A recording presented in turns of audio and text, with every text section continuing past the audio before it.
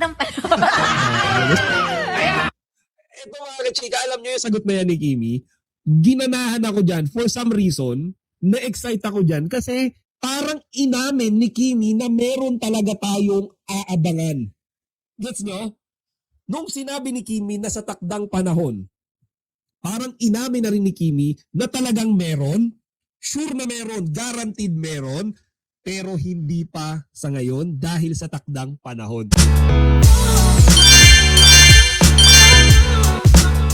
Ito yung kanina sa Showtime, sinasabi ko sa inyo. Okay? And ito ay pinost ni Kimi kanina lang.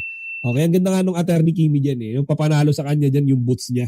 Diba? So, panoorin natin to mga kichika. Okay? So, ayan. Kasi ano yung hindi mo pwedeng hindi mahalin? Ayan Sabi ni Darren, okay? Bestie, sino yung hindi mo pwedeng hindi mahalin? Okay? So to further explain or simplify that, sino yung mamahalin mo? Yun lang yun eh. Sino yung hindi pwedeng hindi mo mahalin? Okay? So pinahirapan pa ni Darren, pero ibig sabihin nun, sino yung mamahalin mo? Okay? So dito mga kachika, ang dami kong naisip, pero we all know eh, yung tawanan nila na yan, yung ngiti sa kanya ni Ogie Alcacid nung time na yan, alam natin kung sino lahat yung iniisip nila eh. It's none other than Paolo Abilino. Pati lahat ng madlang people, ako nung nanood ako, isa lang naman, si Paolo Abilino lang. And tingnan nyo mga kachika, yung sagot ni Kimi. Okay? Ano ba yun? Sa ano? Sa tour. Wala naman Tingnan nyo ha, sabi ni Karil, okay, sa tour. Sa Kim Pao Love World Tour. Diba? Love Kim Pao World Tour. Sino yung sagot ni Kimi? sinabi pangalan. Gusto nyo talaga malaman. Ayan na, gusto nyo talaga malaman. DTT, gusto nyo talaga malaman. Joke lang. So, ito. Sa takdang pa. Ito mga kachika, alam nyo yung sagot na yan ni Kimi. Ginanahan ako dyan for some reason. Na-excite ako dyan kasi parang inamin ni Kimi na meron talaga tayong aabangan. Gets nyo? Nung sinabi ni Kimi na sa takdang panahon, parang inamin na rin ni Kimi na talagang meron, sure na meron, guaranteed meron, pero hindi pa sa ngayon dahil sa takdang panahon. Di ba mga kachika? Kasi sa Kimi, wala naman talagang aaminin. Simple lang sasabihin niya dyan eh. Di ba wala? Wala talaga eh. Wala. Currently wala pa eh. Wala pa, naghahanap pa ako. Hinihintay ko pa si Mr. Right. Lahat ng klaseng mga pagkontra doon sa tanong ni Darren. Pero yung sagot ni Kimi mga kachika, napakasimple lang. Di ba? Sa takdang panahon. Ibig sabihin, meron tayong inaantay. Meron tayong aantayin. Di ba? Tingnan nyo ha. Gusto nyo talaga malaman. Sa takdang pa. Di ba? So mga kachika dito, hindi man direktang umamin si Kimi. Pero, for me I'm not saying this is in behalf of Kimi. This Kimi, personal opinion ko, Kimi just confirmed na meron talaga tayong aabangan. Okay? Na pag-amin from here and Paulo. Meron talaga. Existing. Hindi lang maamin sa ngayon, hindi lang ma-share sa atin sa ngayon, pero sa takdang panahon. O, di ba? So, naisip ko nga mga kachike, hindi kaya napag-uusapan na rin nilang dalawa yan. Di ba? Nasa isip ko, baka nga sa Kimpa World Tour, merong pasabog. Di ba? O, di ba? Kailan kaya? So, nung sinabi yan ni Kimi, kaya parang kinilabutan ako, ibig sabihin, meron talaga. Sabihin, meron talaga tayong aabangan. Meron talaga tayong malalaman. Di ba? Meron talaga silang aaminin. Hindi lang maamin ngayon, pero sa takdang panahon. O, di ba? So, ayan. Kaya nga hindi nawawala ng basher si Kim kahit sa Showtime. Oo nga eh. Actually, yung sa DTT na yan, mga kachika, ang mahirap kasi sa kanila, no? This is my personal opinion. Ang mahirap kasi doon sa DTT, masyado silang na-excite. Mas excited pa sila sa mga Kim Pao fans eh. To the point na halos minamandohan na nila si Kimi tsaka si Paulo nung mga dapat at hindi nila dapat isagot. Hindi ganon. First of all, reporter ka lang eh. Reporter ka lang. Diba? Entertainment reporter ka lang. Wala kang in any way may karapatan na pasagutin yan kung ano yung gusto mo. Ba't niya didiktahan si Kimi? Sana kumamin na lang sila. Sana si Paulo ganito na lang. Sana hindi ganito Bakit? Hindi ba tao si Kimi tsaka si Paolo? Ano yan, mga robot? Pag sinabi niyong tumbling, tumbling. Pag sinabi niyong oo, oo. Pag sinabi niyong sila na. Di ba?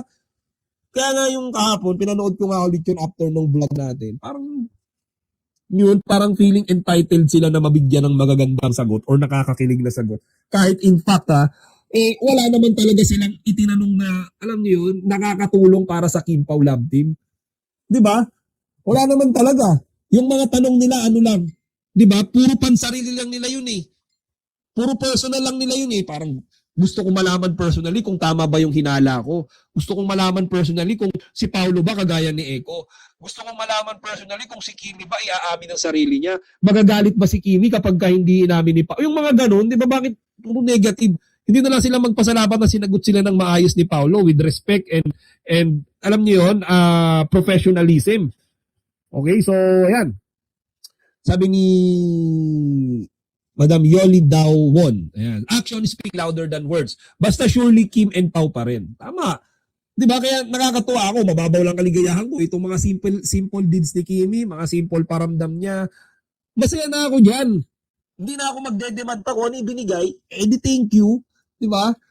Meron pa dito mga chika and eto naman yung nag-invite si Kimi. Okay, sabi niya nga hindi na mahal ang ticket sa Love Kim Pao. Ayan. Nang sabihin na hindi mahal ang ticket sa Kim Pao yun. Ayan, Kim Pao World Tour. Okay, kasi ang dami rin ng babash, yung mga bashers dyan ha. Tinitira na naman nila. Sabi, masyado ng overpriced. Hello? Bakit nyo binabangga yung presyo niyan sa mga presyo ng mga tao? Like, bakit nyo binabangga yung presyo niyan dito sa Philippine currency? Mga kachika, or dun sa mga bashers, first of all, sa abroad gagawin yan. Okay? Yung dito, napakalaking amount. Siyempre sa abroad, ibang currency yan. Okay? Iba yung ano doon eh. Iba yung economy doon. 'Di ba? Iba yung currency nila versus peso. So hindi mo pwedeng i-applyan na parang nasa Pinas ka dahil sa ibang bansa gagawin yan, sa US gagawin yan eh. Okay, so ayan yung mga bashers, hindi naman sila pupunta, hindi naman sila bibili, pero sinasabi nila sa mga social media, kesyo ang mahal, kesyo lalangawin, kesyo walang pupunta. Tao talaga eh, no? Kahit anong gawin ng Kim Pao, mag-world tour, galit. Huwag magpakita sa social media. Magpakita palagi, galit pa. Wala nang mapaglagyan eh, di ba? So, ayan. Hindi po mahal, very Ayan, hindi daw mahal. affordable. Kaya magkita-kita po tayo sa Love Kim Pao World Tour. Oh, ayan mga chika. So dito nga nag-invite ulit si Kimi, di ba? So habang nag-invite nga siya diyan, inaasar-asar pa siya, di ba? 2026 sa April 24 sa Redwood City sa Fox Theater. So ayan, unang-una diyan, Redwood City Fox Theater. Ang dami nagsabi mahal pero sold out na daw diyan. Oh, sold out. Mahal ba yan kung sold out kagad? Eh kung mahal yan, sana walang bumili diyan. Di ba? Tsaka mga kachika, ito lang yung for all those bashers, tatandaan nyo, iba-iba ang definition ng mahal para sa mga tao. Iba-iba. Iba yung mahal sa akin, iba yung mahal sa bashers, iba yung mahal dyan, iba yung mahal dito. Kasi, if you're a true fan, makikita mo ang Kim Pao sa personal. Baka meron pang meet and greet session. Kahit magkano pa yan, uuuhan mo yan, fan ka nun eh. So, hindi mo masasabing mahal yan kung ang pupuntahan mo yung taong iniidolo mo, yung nagpapasaya sa'yo. Di ba? Ngayon dito sa iba, kaya nila sinasabing mahal. Hindi naman sila fan talaga ng Kim Pao eh. Bakit sinasabi nilang mahal? Hindi worth it pumunta dyan. Sayang lang pera nyo dyan. Bakit? Kasi hindi naman talaga sila fan eh. That's simple. So, iba-ibang definition ng mahal sa bawat tao. Kaya, hindi nila pwedeng, sabi pa nga, minabasa pa ako, yung isang poster nung Love Kim Pao World Tour, boboycottin daw. Boboycottin niyang Kim Pao. Kasi di ba nagkaroon ng issue si Kimi doon sa PBB? Yung parang nanay daw nung isang PBB housemate doon, na dinedma daw ni Kimi. So, merong nagsabi doon, boboycottin namin yung World Tour nyo dahil si Kimi raw nambastos. Hello? Nambastos? Napanood ko yung video na yun, walang dinasto si Kimi, talagang limited lang yung time para interviewin nila yung magulang ng contestant, ng PBB housemate. Kaya ibinigay ni Kimi yung floor doon sa ibang mga PBB host. Kasi kung mahaba yung oras nila, malamang sa malamang makikipagtsikahan din si Kimi doon, di ba? So, ayan. Sabi ni Madam Rabilin Starkey, ayan. O, ayan na, si Madam Rabilin, nasa Colorado yan. di yan mahal ang ticket. Gusto kong manood sa California basta may kasama ako mag-fly from Colorado. O si Madam Rabili na yan, nandiyan nakatira yan sa Colorado, USA. O, di ba? Alma Eugenio, ha. Mga basher kasi walang pambili ng ticket, idol. Tama ka Madam Alma. Pag walang pambili, pag inggit, bash na lang. Yan ginagawa nila. Hay nako, mga bashers and toxic reporter demanding gusto na nila i-underestimate nila ang Kim Pao, inggit sa ganap ng Kim Pao. Di ba? Sabi pa nila, after daw ng Kim Pao Love World Tour, wala ng Kim Pao, tutulbo ka na daw yung Kim Pao, tapos na yung love team. Ano yun? Last supper na ba yun after ng World Tour? Ayan. Luz Biminda Rapliza, hello madam. Naku madam, napaaga ako. Sorry, may pupuntahan ako mamaya mga past 7. So, I need to go a bit early. Okay, sorry po madam, Luz Biminda. Sorry.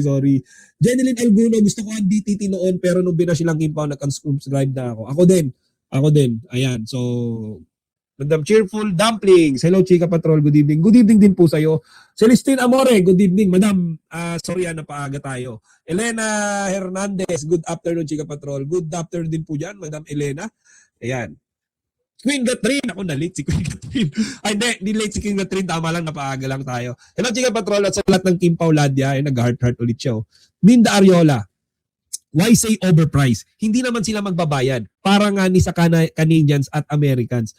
O yun nga yung sinasabi ko Madam Minde, yung pinagtataka ko, yung mga Pinoy, sila pa yung nagre-reklamo, hindi naman sila pupunta doon. Di ba? Yung meet and greet na yon is dedicated mostly or specifically para doon sa mga kababayan nating OFWs or mga residents sa ibang bansa.